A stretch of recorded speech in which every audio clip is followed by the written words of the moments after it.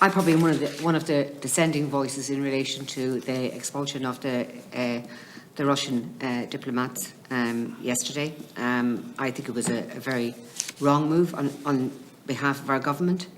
Keeping the door open with Russia is really, really important.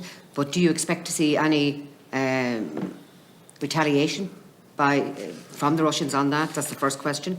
I see that you wished Turkey very well and success in the peace talks, and I'm just wondering, you and Ireland as a leader here in Ireland and us being a neutral country, have you reached out to all the other neutral nations to see if you could be part of putting together some groups that would negotiate peace talks between Ukraine and Russia? I said the last time here that we need some sort of COVID-style response within the EU to this crisis. There's over 6 million people displaced.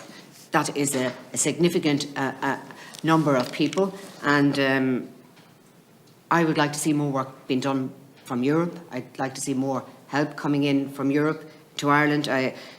We're talking about taking in 200,000. That's the figure that there's talk about doing it. But the resources that we have, we're very limited in the resources that we have.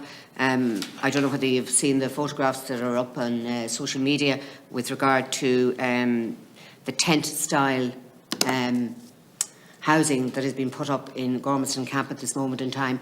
Like, there's 2 million in Poland. They have not put up any tenting villages. 500k in Hungary, no tenting villages there either. So I would be very much against putting up any emergency tenting villages to house our refugees, even temporarily. So it seems that the Hungarians and the Polish are doing something better than we're doing for once. So they're the three issues. I mean, it seems that we waited nearly 5 weeks before we took action in relation to the Russian diplomats. I think a couple of dogs in Europe had to bark first before we started to take action yesterday. And that's basically what happened. We waited for others to act, and then we acted simultaneously. So just, I'd like your views on what retaliation might we expect from Russia. Thank you. Okay, Senator, thank you. Minister. Thanks very much. I'm not sure what the basis for dissent is. I mean, if people don't think they should be expelled, that's fine. But they're being expelled because the evidence available to the Taoiseach and the Minister of Foreign Affairs and the government was that they weren't doing diplomatic work, that they were doing other work that wasn't compatible with the law. So we had no option in those circumstances but to expel them. And that's the simple reason. And those decisions are taken in consultation with the Gardaí, with the Defence Forces, and with other European member states as well, in terms of the information that we have. So in truth, when information like that comes to government, there's no option but to say, you have to go. They cannot remain here anymore. And I think that's a very serious thing to do. It's a lot of diplomats to be expelled, and they need to go. And that's similar. In relation to retaliation, there would be no justification whatsoever for that. Because our staff in Moscow do the ordinary work that diplomats do, which is reporting back to Dublin as to what's happening and to dealing with Irish citizens, oftentimes when they contact an embassy are in extreme distress or difficulty for various reasons. So our staff in Moscow are doing this under very difficult circumstances, and they're not doing anything that's incompatible with their diplomatic status. And also, Ireland has done nothing wrong either. Ireland has never invaded any country. Russia has in this particular case. We do not have spies or anyone doing work on a non-diplomatic basis in Moscow. However, we all know what the form of Russia is in this case, so we'll see. But our staff are doing tremendous work there in very, very small numbers. We have a tiny embassy in Moscow. Now, in relation to peace talks, I wish anyone well who's involved in peace talks. I mean, Turkey is not a neutral country; they're a member of NATO. France as well. President Macron. It's been very difficult for him to be on the phone constantly to Putin, listening to the stuff that Putin comes out with. But he's done it, I think, in the interest of peace, and he's done that on behalf of all of us, as France have the presidency of the European Union, the Council of the European Union for the time being. And I think that is an important voice, and it's important that we do that.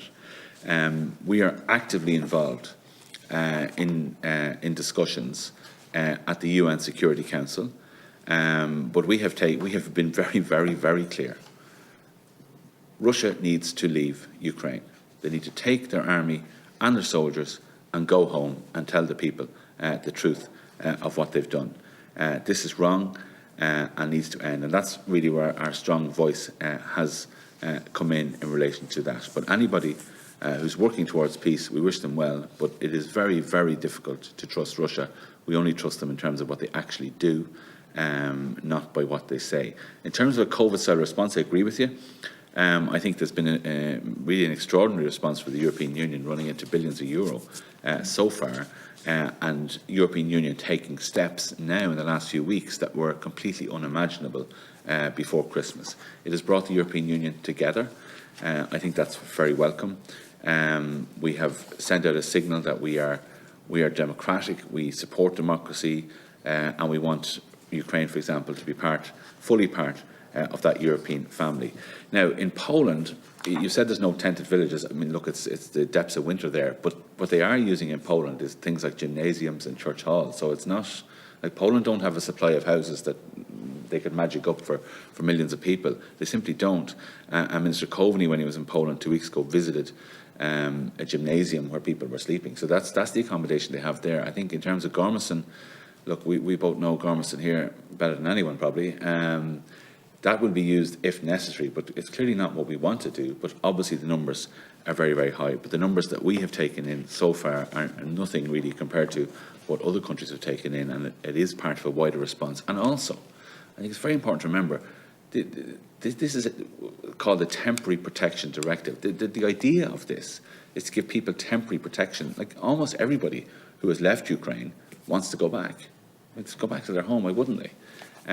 It's, you know, up to now, it was quite a successful country. I mean, you know, there are stories there of Russian soldiers coming into villages shocked by the standard of living compared to what they have in Russia. And obviously, Ukraine wants to improve their standard of living. But I think people want to go back when it's safe to do so, and obviously to rebuild their country, and we will help them.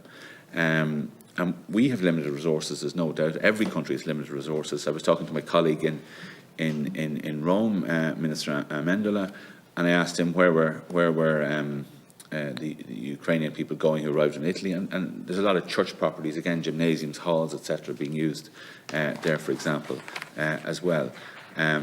And also, it's important to remember, and I was reminded of this in Italy, there's still a huge flow of people coming across the Mediterranean in very difficult circumstances, and they're coming from all sorts of countries through North Africa.